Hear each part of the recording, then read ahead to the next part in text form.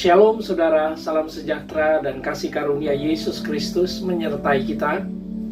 Selamat pagi, selamat berjumpa kembali dalam program kita Renungan Pagi, mengawali hari bersama Kristus. Mari kita bersama-sama membuka firman Tuhan yang diambil dari 2 Timotius 1 ayat yang ke-7.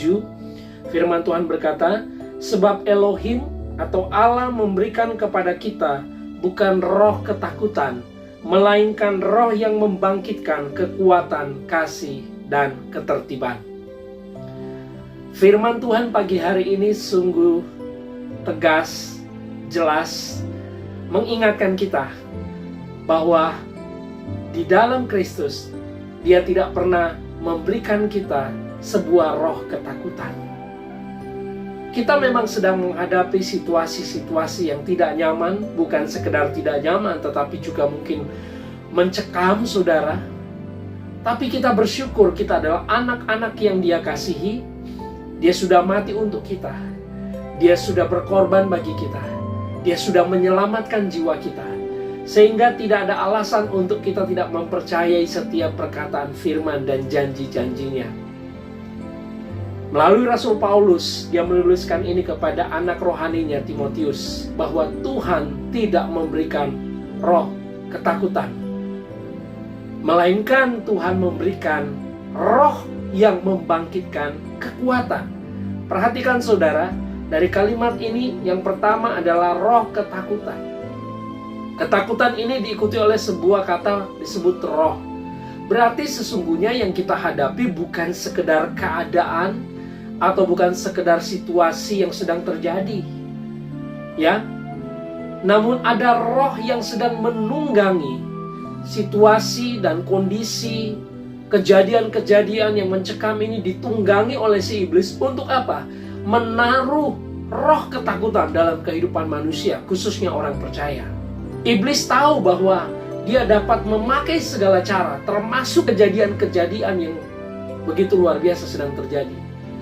Sehingga itu membuat kita tidak berani untuk berharap. Seakan-akan kita menjadi lemah, tidak berdaya. Seakan-akan kita tidak memiliki pengharapan. Seakan-akan semuanya sudah berakhir. Oleh karena itu, di dalam firman Tuhan ini jelas dikatakan, Dia tidak memberikan roh ketakutan. Dalam bahasa Inggris kata takut fear, saudara. Singkatannya fear itu adalah false evidence appear real, atau bukti-bukti palsu yang nampak nyata. Itulah ketakutan. Dalam arti bahwa suatu peristiwa belum tentu menimpa kita. Ketakutan bukan dari Tuhan. Ketakutan bukan produk sorga. Produk sorga adalah damai sejahtera. Yesus berkata, damai sejahteraku ku berikan, damai sejahteraku ku tinggalkan. Apa yang aku berikan tidak sama seperti yang diberikan oleh dunia kepada kita. Itu janji Tuhan saudara. Tuhan memberikan bukan roh ketakutan, melainkan roh. Saudara melihat ada dua persamaan kata di sini, roh dan roh.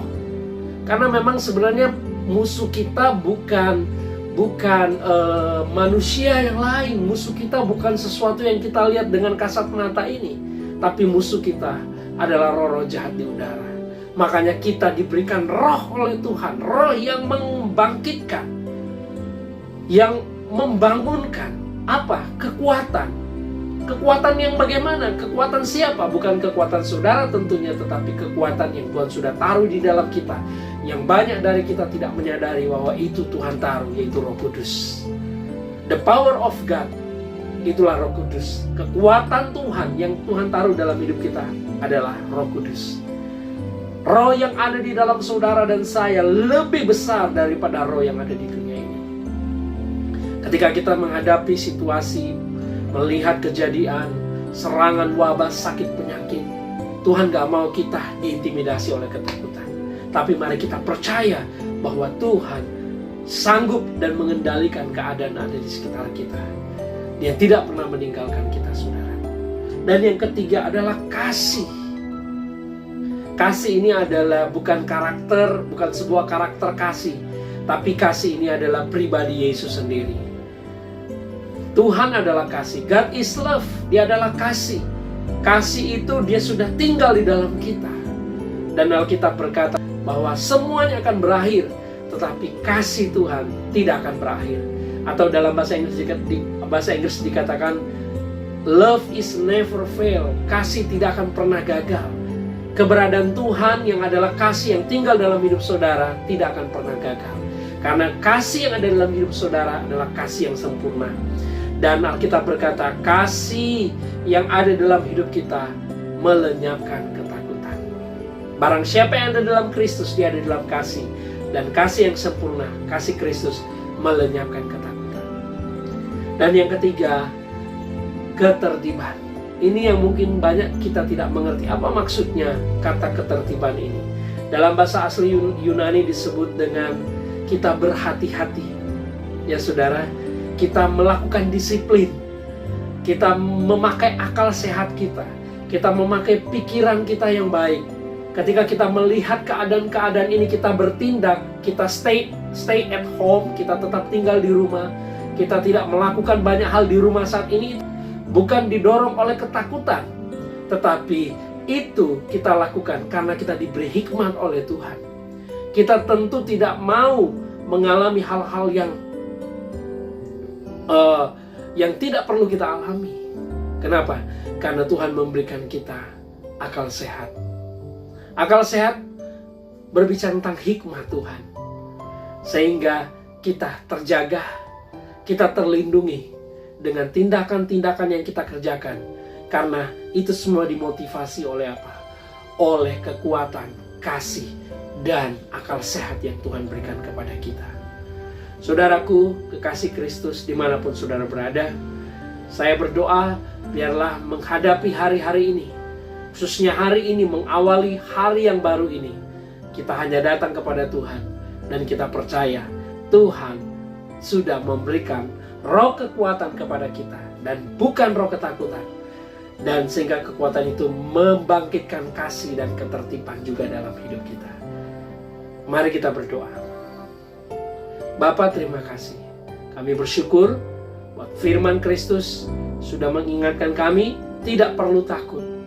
Kami tidak dikuasai oleh ketakutan, tetapi kami diberi kekuatan oleh Tuhan untuk selalu percaya, berharap bahwa Tuhan selalu ada dalam kehidupan kami. Berkati setiap pendengar pemirsa Renungan Pagi melalui apapun yang mereka sedang saksikan saat ini.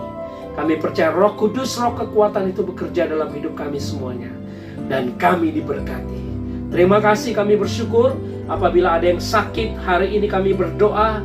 Kami percaya jamahan Tuhan, bilur-bilur Yesus, semua mengalami kesembuhan. Dalam nama Yesus kami berdoa. Haleluya. Amin.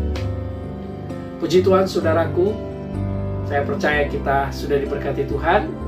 Terima kasih sudah menyaksikan. Sampai jumpa kembali pada program Renungan Pagi, mengawali hari bersama Kristus. Immanuel,